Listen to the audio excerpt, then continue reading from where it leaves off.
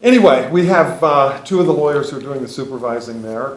John Zarowski, who's standing up here, he's the IP guy, or an IP guy. And Jay Jumper, who's more of a venture capital guy. He's on the corporate side, does deals. And they'll tell you a little bit about what they do, and also a little bit about what the externs do. And I'll chime in later with some of the sort of academic or law school requirements to the extent that you need to know about how those work. But mostly it's about being out there a couple of days a week and working with these guys and the other people who are in the Berwyn office. So it's I'll let them talk about it and you ask questions as they come up. So take it away, John. Great. Thanks, Professor Booth. Thanks all for coming out. There are several of you here. I appreciate that. My name is John Zarowski. As Professor Booth had noted, I am working on my 9th year at Pepper Hamilton in the Berwyn office. I work predominantly in the intellectual property realm of things, doing both transactional work, emerging growth work, having to counsel small emerging growth companies, and getting those companies to mature. Getting their IP settled and squared away, and hopefully transacting business and having them succeed and monetize licenses and things like that. Because of the strong corporate focus in our office, I do have a little bit of corporate training under my belt, specifically doing transactional work in the IP tech-heavy space, mostly in the licensing arena, although we do work at Pepper as teams, which is pretty much why you always see 2 of us here, if not 3 of us this time around, because we tend to take clients' problems very seriously, and you have to know what you don't know. So coming into a legal problem, understanding some of the complexities, or at least knowing what nuances might be pitfalls, and then kind of attacking a problem as a team with those people that have the expertise that might be able to address the problem. It's a really, really big deal. Hopefully, as an extern, the point of you being there is that you get to see everything. In addition to that, it's loosely structured as a summer associate type program. Say that in the sense that we really encourage the participants who are going to be there to sort of take the bull by the horns a little bit, become involved in the areas of law that you really want to become involved with, and not be afraid to approach different lawyers in the office and get a sense for what that means. The Berwyn office is situated, obviously, the address is Berwyn, obviously, but it's a little bit off of Route 202. It's not very far from here. I think you can do it in 10 minutes if you don't get caught by the police officer.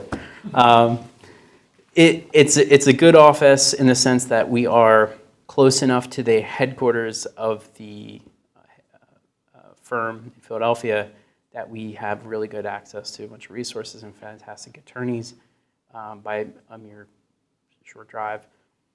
And it is housed, though, it's got a very decent satellite office feel to it.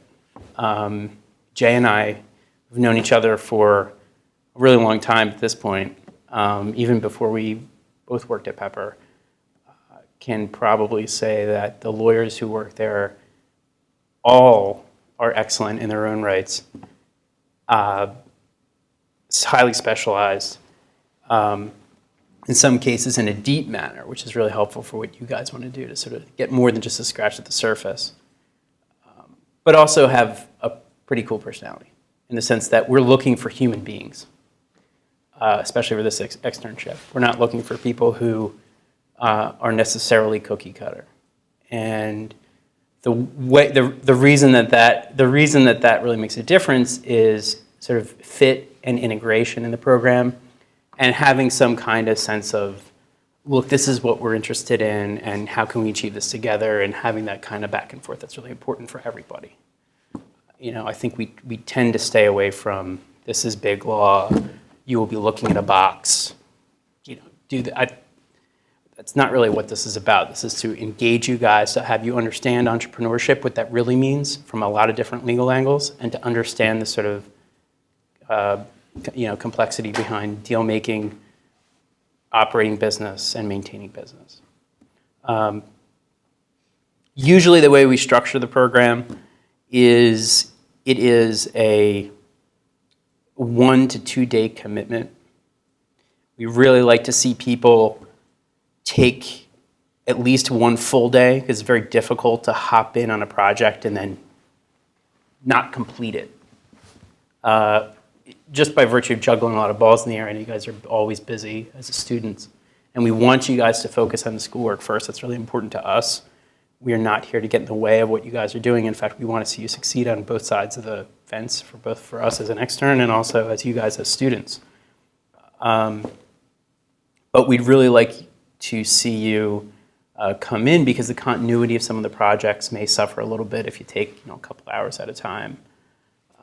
Sometimes we might even have rush assignments that you may see that sort of require a little bit more of a, 2.5 hours, see you guys, I'll see you tomorrow. So if it's possible, we really like to see you guys have that flexibility in your schedule. I know 3Ls tend to have a little bit more flexibility, but we've obviously have 2Ls go through the program just fine and can sort of adjust their schedules accordingly. Professor, 1Ls cannot, right? So we're coming No. into the spring semester, Right. where 1Ls in their spring semester are In this- not eligible to apply. I don't know if Anybody in the room a 1L? Oh, good. Okay. So, okay, good. And to John's point, I think this is probably the 8th year or so John and I have been doing this. So that's 16 externs who've come through the program. Most of them have done near 2 full days a week. A little bit of flexibility in that, to John's point. One semester we had someone who tried to do like 3 or 4 days that were like 3-4 hours each. And it was really difficult because by the time you get to the office and get settled in, an hour passes, and then you're there another 2 hours, and you have to leave and go back to class. And it's harder for the attorneys to give you assignments, get to know you. And Shannon is one of the current externs this year, so she can speak on this at the end of the program. But especially in my world, I'm a partner in the corporate group, and a lot of my day consists of negotiating deals, advising clients on structuring or setting up a transaction, working with the client to go through documents and explain them to them. And a lot of my, I don't want to say value, but I can't think of anything else, value to the program is trying to be able to come down and say, Shannon, we're going to have a conference call this afternoon with the client to go through this document. Can you take a look at the document in advance of the call? Sit in on the call with me. We'll go over it. There's probably 20 things Shannon understands on the call, probably 20 things Shannon doesn't understand, and then another 10 things that, there's a little bit of mutual understanding. We'll sit down after the call. Shannon will usually take notes like most interns do and say, hey, why did you talk about that? Or what did you mean when you used the term X or Y? I wasn't familiar with that term. Or how come your client's willing to concede that point? Or why didn't you give in on that? That process is very valuable, at least from my standpoint, because when I was a junior associate or a young associate, I used to love sitting in with a partner and learning their negotiation style and learning their temperament and learning their demeanor. And you can't do that unless you're there. It's easy to pick up a document and look at a document that someone else drafted, but when you start listening to back and forth between very sophisticated attorneys or clients that span, as John said, I represent early stage startup companies, I represent public companies, I represent middle market companies, I represent investors, I represent private equity investors. Every conversation I have is different. When I'm advising a public company who's a serial acquirer who does 15 or 20 deals a year, I'm talking to very sharp, sophisticated in-house lawyers who I don't need to explain everything at a bare bones level.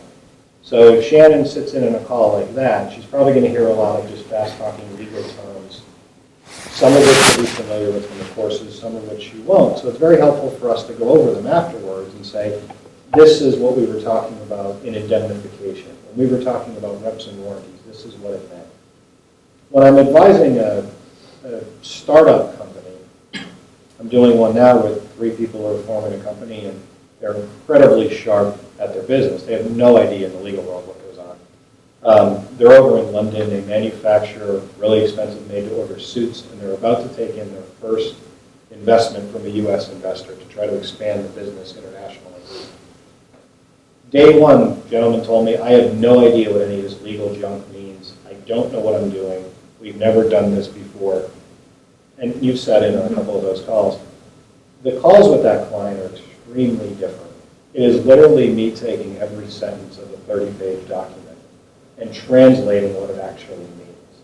Because, especially in this deal is fascinating. What happens is the investor flies over to London, spends a week with our client, hugs and kisses, they're best friends, he tells them the world, but the documents don't say that.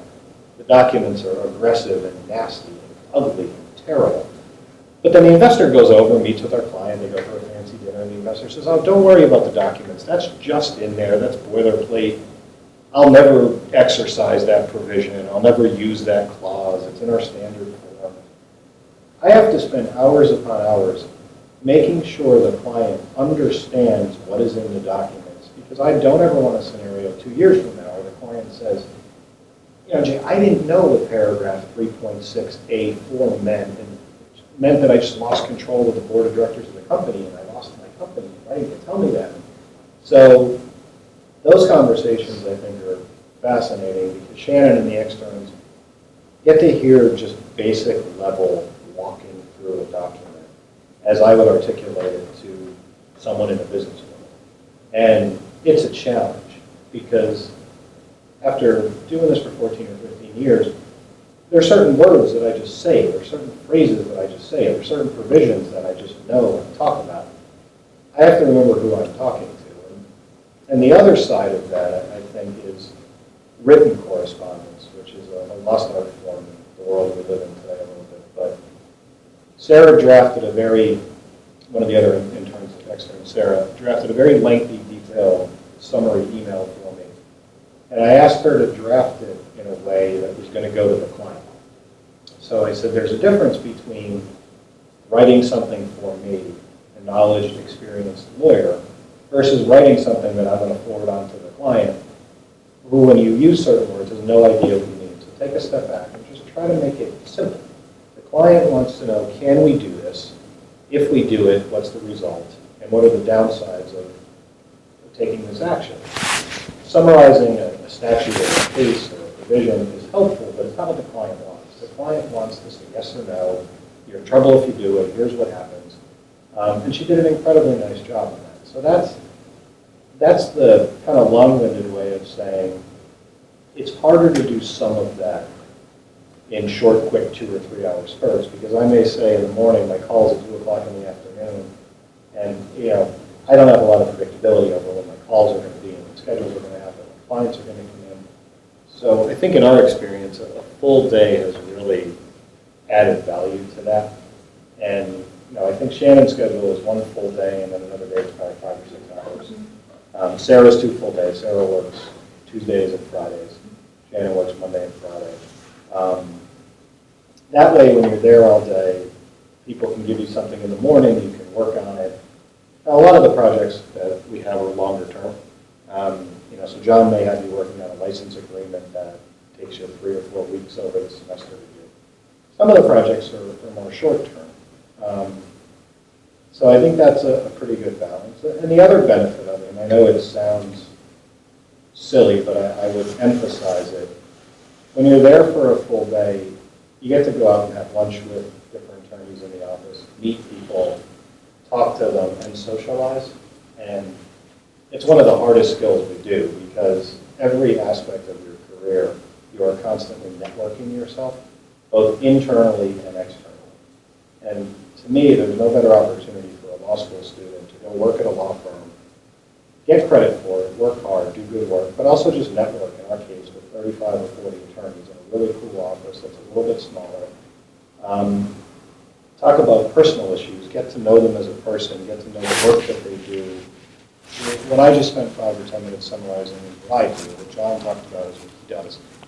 There's 28, 30 other colleagues that do employment labor, benefits, intellectual property, tax, corporate, real estate, litigation.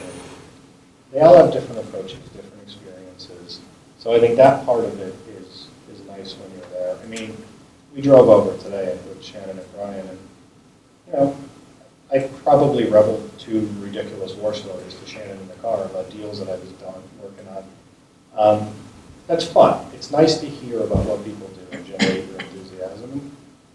And I always tell when we do these sessions, we had a student one year who went through the program, and he broke my heart at the end of the program because he said he had no interest in corporate law.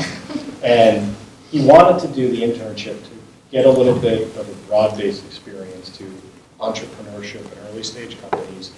And when he started out, he started doing a couple of real estate assignments for one of my real estate partners, and he loved it.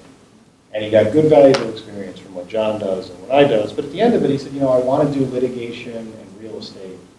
And I feel fortunate because this experience solidified that and really helped me actually understand what you do on a day-to-day basis. And I don't think that's what I want to do. That's valuable. Right? I was upset because he would have been a great corporate attorney. But I've had other people say, look, I never even thought about entrepreneurship or corporate law. And I see what you guys do every day. And I love negotiating. And I love being on the phone. I love due diligence and drafting purchase agreements. And boy, what John does is terrible, right? I could never do that. And you know, I think that's kind of the value. So it's pretty open. We'll make sure your feet get wet. We'll have assignments lined up when you start. But, and then I'll probably shut up and let Shannon and Brian talk. But Shannon can tell you, she goes out and gets work on her own a lot by knocking on doors and going to talk to people and being outgoing in the program, which works really well. She also gets work by you do an assignment for Sean and you do a good job. Sean's going to come into my office and say, hey, where are the interns in? Monday, Tuesday, Friday. Okay, can I give Shannon work? Yes. And eventually, 3 weeks into the semester, Sean's not going to even ask me anymore. He's just going to walk into Shannon's office and say, can you do this one? That's the real world. As an associate, I never had to ask for work. I just worked with people and they came in and say, here's more work. And, you know, sometimes if you find yourself slow, you walk around, you ask people if they need help. And I think that part works out really well. So I want to make sure we leave time for questions. We have a smaller group, so everybody can ask as many questions as they want today. But I thought it might make sense for Shannon to take a couple minutes. Yeah, that's good. John and I have kind of given you a high level what it's about. At some point, we should probably go over the mechanics just briefly. Sure. And then Yeah, maybe why don't let's we let move. Shannon and Brian talk, and then we'll wrap up with the All right, sounds good. Shannon is currently serving as an extern. Sounds like a business. And then Brian is one of our junior mid-level associates in Berlin. And I wanted Brian to spend a couple minutes because, you know, Brian probably out of anybody spends the most time actively in the program, assignment-wise, because a lot of what Brian is doing is closer in level to what you would be doing as a junior associate than what I'm doing or what John is doing. So I'm a little bit more selective about the type of assignments that I would give you, whereas most of what's on Brian's plate, he's always looking for help, probably more than he can get. He's always looking for help because it's a little bit closer in level to real world. And, you know, we have 2 people starting with us coming up that are going to be a first year and a second year. So the next class that comes in will have even closer to real world first, second year associate type of work. And it's great for you to shadow, in a way, somebody like Brian, who's developing as a mid-level associate, to say, okay, what is he doing that is a little bit closer to what I would do? So why don't you go verify everything John and I just said? But before you do, are you getting enough sound? If you could speak at the podium. Yeah, you guys, I'm just a face person, so don't worry about it. Go to the podium? Okay. That would help. Do I need to put that on, or is this? You can just hold it suffice? too. I'll hold it? Yeah. Is this good? You can just leave it there. Okay. This? There we go. As John and Jay said, I'm Shannon, and I am one of the interns. The other is a 3L, Sarah Moyer. Some of you may know. We work together on Fridays, and then we work on a different day by ourselves. And it's kind of neat because when we work together, there's a lot of camaraderie. We feed off each other. We talk about things. We probably hear us laughing in the room all the time. But this experience, I'm encouraging everybody to apply. It's offered every semester, and when I heard about it, even on the brochure, just everything listed is exactly what I'm interested in doing: corporate law, securities, and even IP. So I just encourage you to apply. It's every semester, and it's invaluable. I can't even believe that as a 2L, I'm working in a law firm, and it's helping with my classes. My classes are helping my work, but I can't believe how much working there is helping me understand the law that my teachers are teaching me. And so I just always say you just can't beat real life experience. I've had the opportunity to work with every one of them. They're some of the most incredible attorneys I've ever met. Very down to earth. So. What? Oh, yes, do I get my A? Everyone that knows me knows I do not exaggerate or lie. So I think, so working with Jay has been great. They've all been my mentors. Mentorship is, again, invaluable. It's something that I know that I'll keep in touch with them probably the rest of my life, the rest of my career. And so I can go and knock on their door, ask them, what are you doing? They sometimes come to me and give me work. Brian, the first day said, I'm going to treat you like a first-year associate, which was great. They really do treat you as if you can do the work, but they do understand it's a huge learning curve. Many days I'm not sure what they're talking about or what's going on. So each one of them, I suggest that they teach here at Villanova, because they're such great teachers, which I think sometimes many of you probably have already maybe worked in a law firm or in-house. Sometimes, you don't get that teaching aspect of it. This program has allowed you to work but also be taught. So I just think that's amazing. Some of the things I've done. So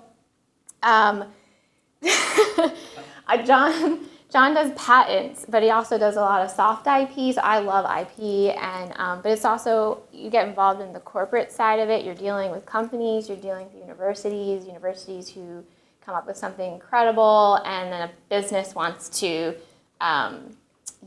sell whatever they come up with. So you can work on term sheets, help leasing. So it's not just all the science behind it. So I don't have any science background. Sarah does, so she can understand all your language. But for me, it was a learning curve as well. But you had me work on numbers and term sheet stuff, and then John also and Jay knows what I'm interested in. Say, hey, come in on this conversation. Jay pulled me in on this London case matter that I absolutely love, and I stayed there on last Friday till 6, and Jay was like, go home, but I wanted to hear what... Shannon likes it more than I do. It's one of the worst deals I've ever worked on. It's been going on for 3 months, there's no progress, but Shannon was walking out last Friday and was saying goodbye, and I was on the phone, and she stopped in, and I said, I'm on with our London friends, and do you mind if I sit down? So I told the client I had a hard stop at 5:15. I had to be somewhere that evening. It was 6:15, I'm still on the phone. And we spent, myself and my colleague, and Shannon was there, we spent 2 hours on the phone and made 30 seconds worth of progress.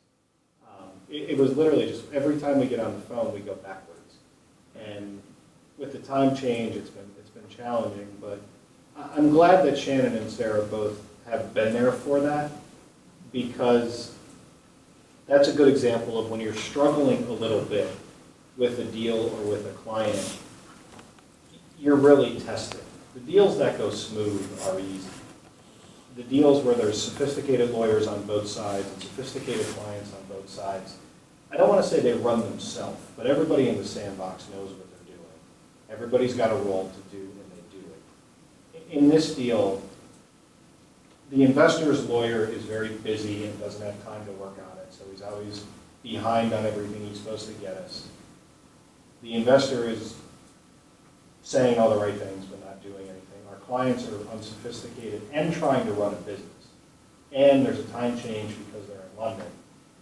So there's been a lot of stops and starts on the deal. It's still going to probably get done, but it's been a grind for about 3 months. And it's a deal, honestly, that I think should have been done in 5 weeks.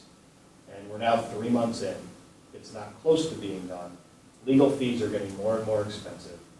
Time is racking up. So, those are fun, I think, for you guys to see how challenging they are. But you stay positive, you find an outcome, you try to. We started with a material issues list, which Shannon was involved in helping me with and looking at. When we got the first turn of documents, there was a 10-page issues list that my colleague put together and said, here's 10 pages worth of material issues. Those are just material issues. That's not the 60 other pages of document comments I'm going to have. We sent that over, we worked through it, we negotiated it, we explained it to the client line by line. Then we went from 10 pages to 7 pages on the next turn of the documents. Now we're down to 5 pages. So I'm 3 months in, and I still have a 5-page material issues list. So finally I just said, we're getting everybody on the phone or in a room. The clients speak, but it doesn't get translated to the lawyers the right way. We're getting everybody in the room. I'll videotape it if I have to, and we're agreeing on every single point. I don't care who wins or who loses, but every time the clients meet and think they've made progress on the business deal, the documents come back, and none of the changes I were told were agreed to are in the documents. So I call the lawyer for the other side, and I say, Lee, what's going on, right? This is what my client told me. I'm not off my reservation, Jay. I didn't change the deal on my own. So I call our client and say, those 10 things you and Todd agreed to, none of them are in the documents, right? He calls Todd, and Todd says, oh, there was an oversight. They're really in there, but we worded them a little bit differently, and I'm like, look, they're not in there. So the next step next week is now going to be a sit-down, lawyers and clients, probably 5-hour conference call, where I'm not letting anyone out of the room until we have a yes or no agreement on every single point. So that'll be interesting if you're around for that one. But yeah, I think Shannon's seen the evolution of distilling 6 documents that are 40 pages each into a 7 or 8 page list for your client. Because my client doesn't want to read all those pages. They don't have the time to do it. They don't understand them. So we take it and we write a column by column, section by section material issues list. It sounds easy, but it's really, really hard to do. It's hard to take every thought in your head. And then, I want to say everything's an issue because I hated the documents. Everything was an issue. But to put something in front of a client, to focus on the key or critical business issues is a skill, and it takes a lot of time. And my colleague working on the deal is the one who drafted it. Jeff's a 7th-year associate, and he did a tremendous job. So I'm sorry to interrupt, but that reminded me that when the difficult ones I think are great for you to hear, and then the ones that go swimmingly and are wonderful are also good too. But I kind of liked Friday because you got to see the struggle that we're having on this deal play out in reality on Friday evening when everybody's frustrated. We were supposed to have all this stuff done that week. The other side never sent anything, never did anything. So it was kind of a wasted week, and then it all came to a head on Friday evening. But the very disappointed client, 10 o'clock at night in London, he's tired, he's frustrated. And we then had to leave that call, and Jeff and I had to construct a very stern but professional email to the other side saying, look, another week has passed. We didn't get X, we didn't get Y.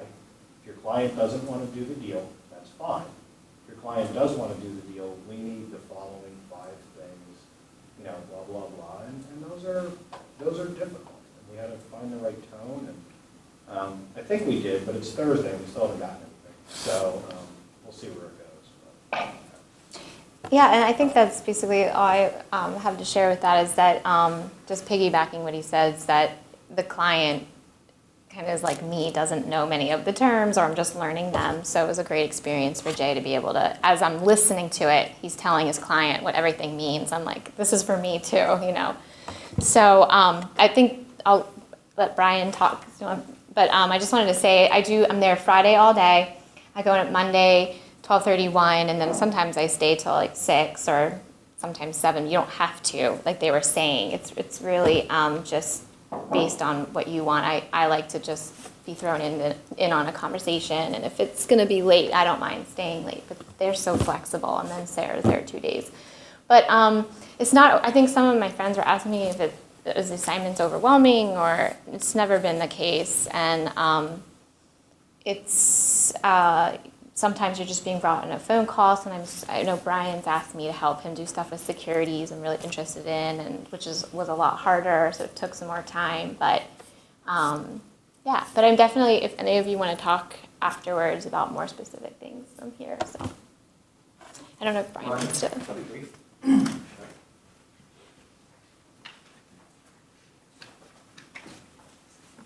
Hi all, my name is Brian Tam. I'm a fifth year in the Corporate and Securities Department. My goal, as Shannon said, is to provide you experience and opportunities that's commensurate with what I would give to a first-year associate in the Corporate and Securities Practice Group. And along the way, we'll learn a lot of things together. Things like the anatomy of a deal, things like how to draft various different ancillary documents, whether it's an escrow agreement, whether it's a board resolution, whether it's a stockholder resolution, whether it's just a set of consents. Well, we'll do those together, and I'll tend to get you more experience in the security side if that's something that you have experience or interest in. Things like drafting an 8K, things like reviewing a 10Q or 10K, things like putting together an S1, things like how a public securities, or rather how a public company goes about their day-to-day operations. My goal is that for our interns, at the end of the semester, I want you to feel comfortable stepping back into the corporate securities world as a first-year associate at any firm, whether it's Pepper or elsewhere. And I want you to feel comfortable and confident doing it. Along the way, I'll try and give you the tools you guys need, whether they're the hard tools for research, for writing, for drafting, for communication, or the softer tools, things like how to deal with a secretary, how to deal with a partner, how to deal with John Zarowski, et cetera, et cetera. So that's what I try to do, and having come out of Villanova myself, I'm a little bit passionate about making sure that Villanova students go on to be the best lawyers they can be. That's all I got. Maybe now the mechanics, John? Sure. Yeah. You'll think Brian's a piece of furniture. Because literally every time I walk by, I look in and I see Shannon or Sarah's head down and Brian giving them an assignment. And I'm like, okay, my job's done today. Brian has 30 things for them to work on. So. What type of furniture, Jay? A chaise lounge? He's a podium. Okay, he's a podium. They're always vigorously writing the So the mechanics of this, I think I was looking at the calendar briefly while everyone was talking. I was also paying attention. But looking at the calendar, and I think a couple weeks from now, November 20th, is the Friday before Thanksgiving. I think that's perfect. And I think it gives people a couple weeks to get their stuff together, if they can do it. And it also gives us time, gives you exam time to deal with things, and I think it also gives us time to review things.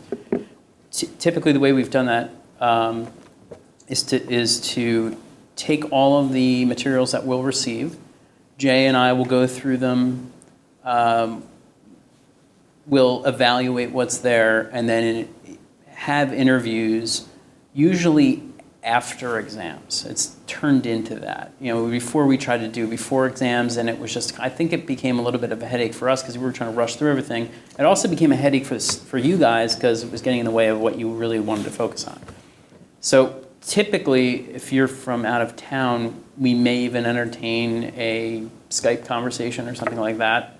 That's been done actually even just this past semester. Yeah. Sarah, who we actually picked this semester, we actually had a Skype interview. It works out really well. We usually interview, like I said, I think between 7 and 8 people of the group, sometimes fewer depending upon what's there. It's excruciatingly difficult. Just like Brian, I was a student here. You're all very good at what you do. That's why you got into law school. We take a very hard look at everything that's in front of us. Again, we do focus on grades because that's an important part of the process, but it's not the only thing we focus on. And obviously the interview is a large component to that. So of the things that you need to hand in, cover letter. Focus on the cover letter. I think in the past we've said this at multiple times to the people entertaining by the seminar here, and I really think that it's important to explain, if you can, why you think entrepreneurship is really important to you, what you're going to get out of the program, what you're going to see, why you like business, and how that's going to sort of affect perhaps your career path or your interests. That's really, really important. If I see 20 resumes and one cover letter out of those 20 that really strikes me, that's typically the ones that we're going to pick for interviews. Resume, obviously also pretty important. Grades. The unofficial transcript is fine now. Before you start, obviously, we would be getting an official transcript. So give us the real unofficial transcript. We always laugh every year, but when they're different, it's a problem. We had, not for this program, we had someone applying for an associate position, and they gave us their unofficial transcript, and their official one, after they got the offer, came in, it was different. And it was significantly different. I'm sure it was better, right? Yeah. So there was a little bit of a oversight, apparently, in the unofficial transcript. But all joking aside, we expected they match up. But in my career, I have had one that did not, and I was shocked. That person, They didn't get the offer. yeah, that person did not have an offer. Yeah. So I wanted to give them the offer for creativity. I was on the hiring committee and got overruled. And finally, if you have some type of writing that you've done, we do look at writing samples. We discourage, though, if you don't have one that you've done, to start writing this epic 40-page treatise on something. Like, do not do that. In fact, having a package of materials that doesn't have one is better than writing some law review article that you put together, overnight or something.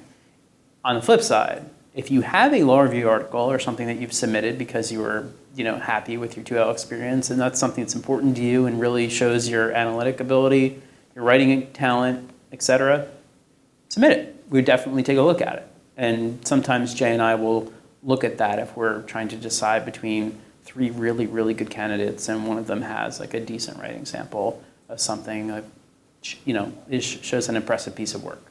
So those 3, optionally 4 things you need to submit on the 20th. The 20th of November.